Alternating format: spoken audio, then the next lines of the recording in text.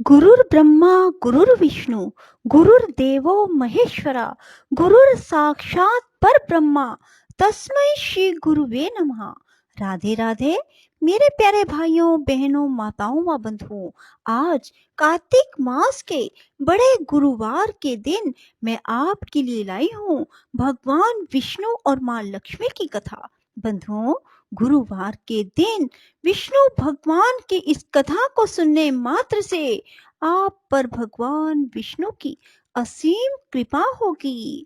बंधुओं, यदि आपने हमारे चैनल को अब तक सब्सक्राइब नहीं किया तो जरूर करें और बेल आइकन दबाना ना भूलें, ताकि आपको हमारी आने वाली सभी वीडियोस की जानकारी सबसे पहले हो सके। बंधुओं, वीडियो को पूरी सुने। सुनने के बाद कमेंट बॉक्स में जय विष्णु भगवान जरूर लिखें, जय लक्ष्मी माँ जरूर लिखें। बोलो विष्णु भगवान की जय, लक्ष्मी माता की जय हो।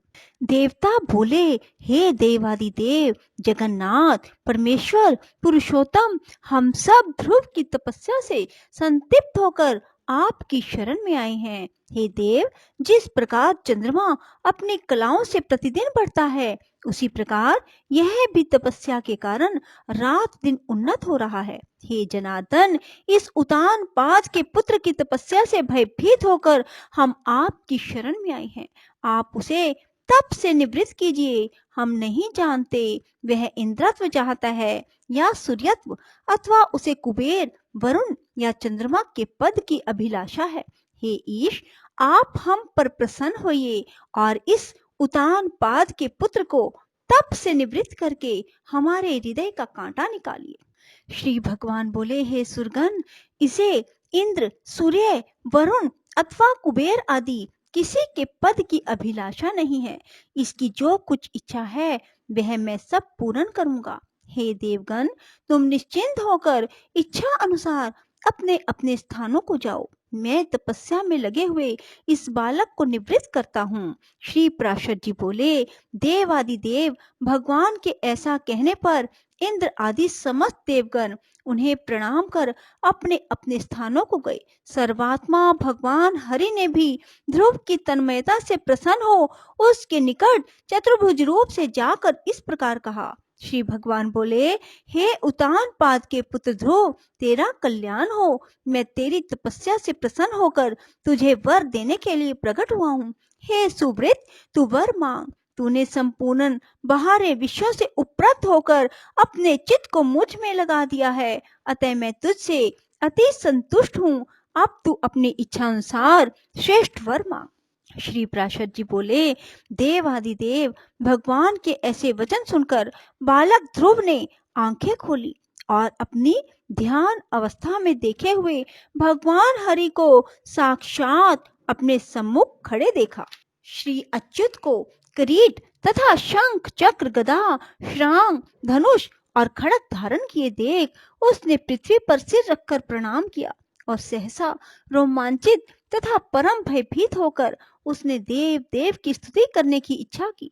किंतु उनकी स्तुति के लिए मैं क्या कहूँ, क्या कहने से इनका स्तवन हो सकता है, यह ना जानने के कारण वह चित्त में व्याकुल हो गया और अंत में उसने उन देव देव की शरण ली। ध्रुव ने कहा, भगवान, यदि आप मेरी तपस्या से संतुष्ट हैं तो मैं आपकी स्तुति करना चाहता हूँ।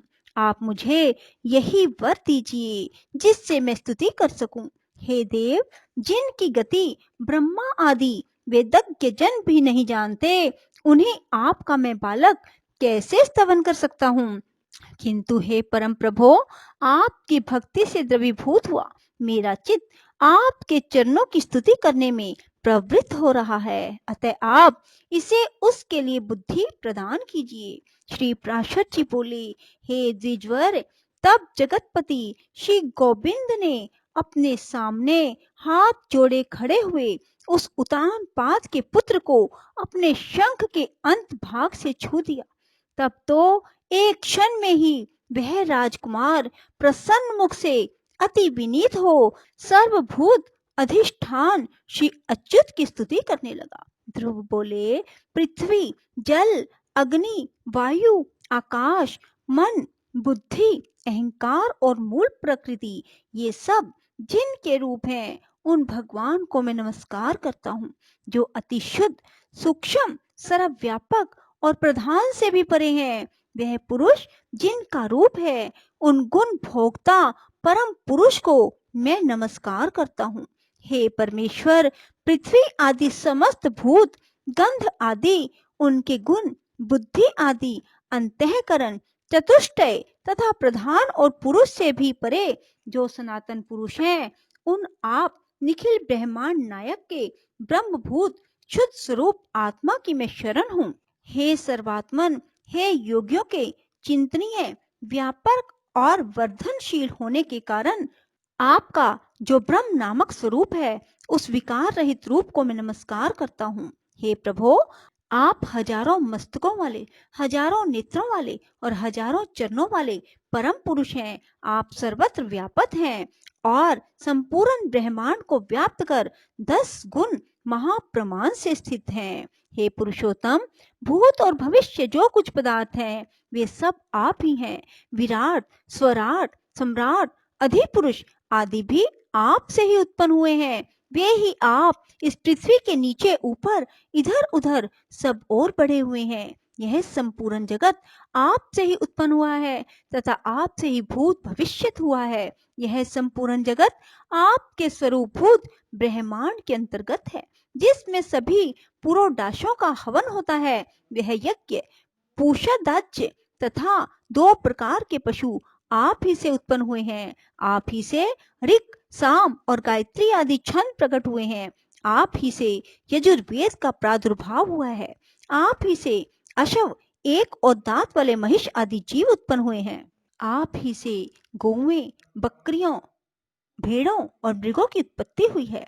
आप ही के मुख से ब्राह्मण, बाहुओं से क्षत्रिय, जंघाओं से वैश्य, चरणों से शूद्र प्रकट हुए हैं। आप ही के नेत्रों से सूर्य, प्राण से वायु, मन से चंद्रमा, भीतरी छिद्र से प्राण, मुख से अग्नि, नाभि से आकाश, सिर से स्वर्ग, श्रोत्र से दिशाएं, चरणों से पृथ्वी आदि उत्पन्न हुए हैं। इस प्रकार हे प्रभु, यह संपूर्ण जगत आप ही से प्रकट हुआ है।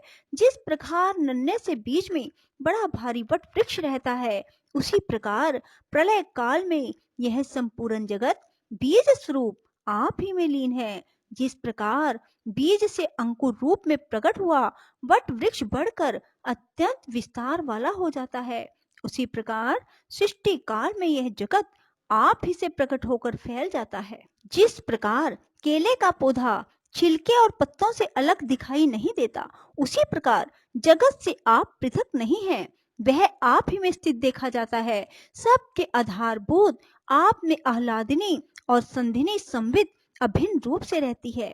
आप में कोई भी संवित नहीं है, क्योंकि आप निर्गुण हैं। आप और एक रूप हैं। आप ही भूत सूक्ष्म हैं। आप ही नाना जीव रूप हैं। हे भूत अंतरात्मन, ऐसे आपको नमस्कार करता हूँ। अंतःकरण में आप ही महतत्व, प्रधान, पुरुष, विराट, सम्राट और स्वराट आदि रूपों से भावना किए जाते हैं और पुरुषों में आप नित्य अक्षय हैं।